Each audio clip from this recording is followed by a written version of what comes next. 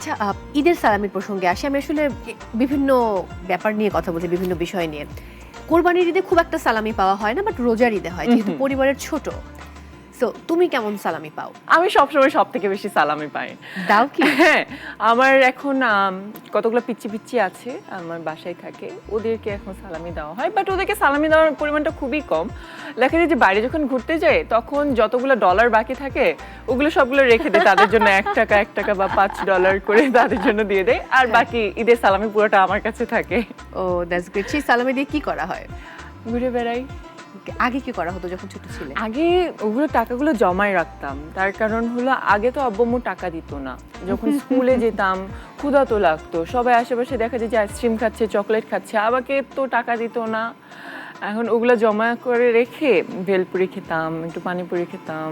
ওকে, আমি একটা জিনিস রিলেট করলাম। তুমি বলছিলে তুমি ঈদের সময় ফুচকা বানাও, হ্যাঁ, চটপটি বানাও, আবার এখন ভেলপুরি, পানিপুরি। সো তোমার এই খাবারগুলো কি খুব প্রিয়? আমার খুবই প্রিয়। I love street food. মানে ওকে। টক জাতীয় কিছু, টক আর ঝাল, এই দুইটার কম্বিনেশন যদি থাকে, anyone can win my heart. Just মায়ের হাতের কোন খাবার সবচেয়ে প্রিয়? মুরগির মাংস আর আব্বুর হাতের ভর্তা। আরে বাহ। মানে আমি যখন দেশের বাইরে থাকি তখন ঢাকায় ব্যাক করার সময়, ল্যান্ড করার আগে আব্বুকে ফোন দিয়ে বলি যে আব্বু আমি আসতেছি, এতক্ষণ পর ল্যান্ড করব। সো আব্বু তখনই বুঝে নেয় যে, আগে প্রথমে একবার বলতে হয়েছিল, তারপর আব্বু বুঝে নেয় যে এতদিন আমার মেয়ে বাইরে ছিল, হ্যাঁ, হ্যাঁ। এখন ও আমার হাতে ভর্তা খাবে। সো আব্বু আমার জন্য এতগুলো ভর্তা রেডি করে রাখে, আর আমার জন্য আম্মু মুরগির মাংস রান্না করে।